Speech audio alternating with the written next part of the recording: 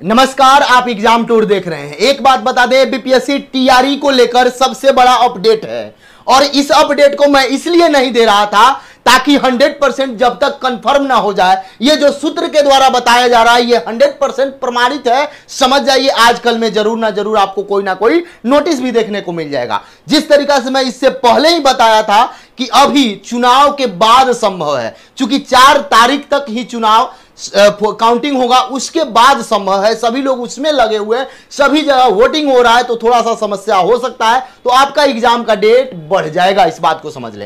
TRE 4 वाले आश्वस्त रहें कि आपका एग्जाम 24 अगस्त को ही होगा। आप अभी से तैयारी करते रहें, लेकिन री एग्जाम जो है उसका डेट बढ़ जाएगा। इस बात को समझे। जो सूत्र बता रहे हैं उसके बाद मैं बताऊंगा क्या क्या प्रोसेस है, कैसे है, क्यों क्यों ऐसा हो रहा है। इससे पहले ही 1-2 दिन पहले आप वीडियो जाइएगा, उसमें भी मैं बताया था, जो इंटरव्यू लिया था रामांशु सर का, तो बताए थे कि अभी डेट बढ़ने की संभावना है, क्योंकि सभी लोग उसमें व्यस्त हैं। पूरे देश में चुनाव चल रहा है। आप स्टेट वाले भी देखे होइएगा, स्टेट विद्यार्थी जिस तरीका से बता रहे हैं कि एनसीईआरटी का दबदबा है और प्रीवियस ईयर का दबदबा है, उस पर भी बातचीत करेंगे। दूसरी बात यह है कि साफ तौर पर बताया जा रहा था, आप देखिएगा स्टेट के बाहर के जो विद्यार्थी हैं, यानी बिहार के बाहर वाले विद्यार्थी हैं, वो लोग क्या किए थे, एप्लीकेशन दिए थे मुख्य चुनाव आयोग को, लेकिन डेट नहीं बढ़ा। लेकिन यहां सभी लोग आ रहे हैं, बड़ा संख्या में एग्जाम है, इसलिए इस पर प्रभाव पड़ सकता है। अब यहां पे देखिए क्या है, सूत्रों के हवाले से बड़ी खबर निकल के आ रही है। टीआरई 3 पुनर्परीक्षा संभावित तिथि में बदलाव आपको देखने को मिलेगा। यहां पे देख सकते हैं, अब परीक्षा 10 से 12 जून को नहीं होगी। परीक्षा बीपीएससी अब 20 जून के बाद लेने का फैसला कर रही है। क्योंकि एक बात बता दें, 3 तारीख को आप देखे होइएगा, सभी को लेटर जो वायरल हुआ था, सभी जिला में भेजा गया था, सभी जिला पदाधिकारी को भेजा गया था कि आप सीट मुहैया कराएं, आप अच्छे अच्छे सेंटर बताएं जहां पे जिस पर कोई दाग ना हो, जिस पर कोई एग्जाम का प्रश्न पत्र लीक होने का कोई उस पर दाग ना हो। इन सारे चीज को लेकर जो मांगा गया था, ऐसे सेंटर का नाम बताएं जहां पे बैठने की व्यवस्था हो, ऐसे सेंटर का नाम बताएं जहां पे अच्छे शिक्षक हो, ऐसे सेंटर का नाम बताएं जहां पे जो भी वहां के पूरा सिस्टम है वह किसी भी प्रकार का इससे पहले किसी भी एग्जाम में उसकी संलिप्तता ना हो। तो इन सारे चीज को लेकर थोड़ा सा जांच परख जरूरी है, ताकि फिर से आप देखोगे जिस तरीका से बीपीएससी पूरे देश में अपना नाम कमा रही थी, लेकिन ईओयू के द्वारा जो जांच किया गया और जो बताया जा रहा है कि 10 सालों से, यानी 53वीं से लेकर अभी तक का जो भी है, उसमें कहीं ना कहीं कुछ ना कुछ धांधली हुआ है। जिस तरीका से आप देखिएगा आए दिन खुलासा कुछ हो रहा है, तो इसको लेकर बीपीएससी अपने साख को बनाने के लिए ये सारी व्यवस्था अपना रही है, ताकि बीपीएससी का साख बना रहे, बीपीएससी किसी भी प्रकार का कोई दिक्कत ना हो। तो इसी को लेकर ये देख सकते हैं, यहां पे देखिएगा रजनीश कुमार जो हैं, ये आपसे एजुकेशन पर काम करते हैं जिस तरह हम लोग करते हैं बिहार तक पर। यहां पे देखिएगा हेड टीचर, हेडमास्टर और यूपीएससी की परीक्षा की वजह से आप देखिएगा हेडमास्टर की परीक्षा है, यूपीएससी की परीक्षा है, तो अलग बात है। नीट जेई वाला नहीं। यहां पे जो आप जाइएगा तो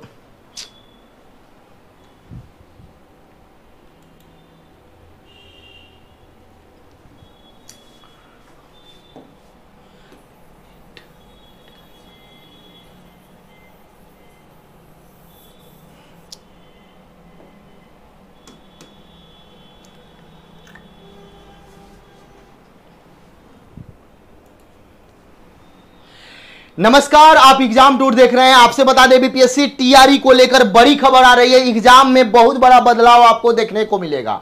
आपको बता दें, इससे पहले ही मैं वीडियो बनाया था रामांशु सर के साथ, तो मैं बताया था कि एग्जाम संभव नहीं दिख रहा है, क्योंकि बहुत सारा व्यवस्था करना होता है। इस बार बीपीएससी ये चाह रही है कि उनके साख पर किसी प्रकार का कोई प्रश्न ना उठे, क्योंकि ईओयू टीम के द्वारा जो जांच किया गया है और जिस तरीका से बताया जा रहा है कि 53वीं से लेकर अभी तक के एग्जाम में कुछ ना कुछ समस्या देखने को मिला है, इसको लेकर बीपीएससी सतर्क है। और साफ तौर पर 3 तारीख का जो ऑफिशियल नोटिस वायरल हो रहा था, उसको आप देखे होइएगा, सभी डीएम से यह कहा गया कि ऐसे विद्यालय को आप चयन कीजिए जहां पे किसी भी प्रकार का आज तक कोई पेपर प्रश्न पत्र लीक ना हुआ हो, ऐसे शिक्षक का व्यवस्था कीजिए जहां पे उन पर किसी भी प्रकार का कोई संदिग्ध आरोप ना हो। इन सारे चीज को लेकर बहुत सारा विधि व्यवस्था बताया गया था, 14 से 15 कारण बताए गए थे। उसमें जो भी शिक्षक आते हैं, जो भी विद्यालय आता है, उसको सेंटर देना है, बहुत सारा कंडीशन है। और इधर 4 जून तक चुनाव और काउंटिंग समाप्त हो जाएगा। इसको लेकर सभी प्रशासन ये अच्छा से संचालित हो जाए, इसमें व्यस्त है।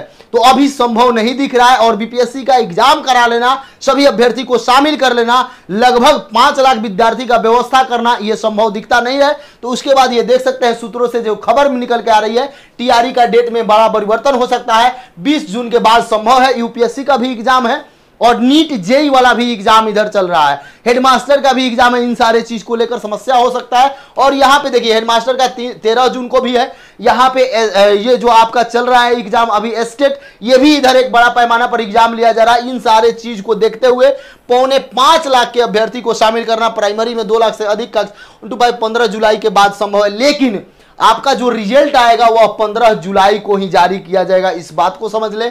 आपका जो टीआरई 4 होगा वह 24 अप्रैल प्रस्तावित है, उसी समय होगा और उसका भी रिजल्ट समय से आ जाएगा। यानी कि जो भी विद्यार्थी टीआरई 3 का तैयारी में लगे हुए हैं, पीछे नहीं हटना है, अपने स्पीड को उसी तरीका से कायम रखना है। यह नहीं कि एक ब्रेकर का ये काम करे, ये आपका और स्पीड बढ़ाए, ताकि 10 दिन 5 दिन और समय मिले तो आप अपने आप को और झोंक दें। ये दूसरी बात है कि 5 दिन बढ़ गया, 10 दिन बढ़ गया, 15 दिन बढ़ गया, इसको नहीं सोचना है। आपको पढ़ाई में लगा देना है और मैक्सिमम प्रयास कीजिए। मेरा बात यदि मानते हैं तो रिवीजन पर ध्यान दीजिए, क्योंकि रिवीजन से ही आपका रिजल्ट होगा। और जब भी एग्जाम लिया गया है, कोई भी री एग्जाम होता है, तो उसमें आप जाकर देखिएगा कि हमेशा से क्वेश्चन का लेवल बढ़ा दिया जाता है, लेकिन वैसे विद्यार्थी का सिलेक्शन होता है जो साधारण प्रश्न गलत नहीं कर पाते हैं। और साधारण प्रश्न तब गलत नहीं होगा जब आप बार बार प्रश्न को पढ़िएगा, एक ही बुक को कई बार पढ़िएगा। एनसीईआरटी का दबदबा जो है, आज भी आप देखे होइएगा, मैं 2 वीडियो किया स्टेट का, सभी लोग बता रहे थे प्रीवियस और एनसीईआरटी। तो एनसीईआरटी का थोड़ा सा हम व्याख्या करेंगे। यहां पे देख सकते हैं आप, ये रुक्मिणी प्रकाशन का है, इसमें आप ले लीजिएगा। एनसीईआरटी सभी आपको मिल जाएंगे साधारण तरीका से, सभी सब्जेक्ट पतला पतला है, उसको आप 2 से 3 दिन में चाहें तो केवल एक बार में पढ़ सकते हैं। तो उसको आप एक अपना बना लीजिए, जो आपका सब्जेक्ट है, 9th 10th का तैयारी कर रहे हैं, 6 to 8, 11 12 जिसका भी, या 1 to 5 का, तो आप कोशिश कीजिए जो आपका कमजोर है या जो आपका मेन सब्जेक्ट है, एक बार उसको थ्रोली पढ़ ले।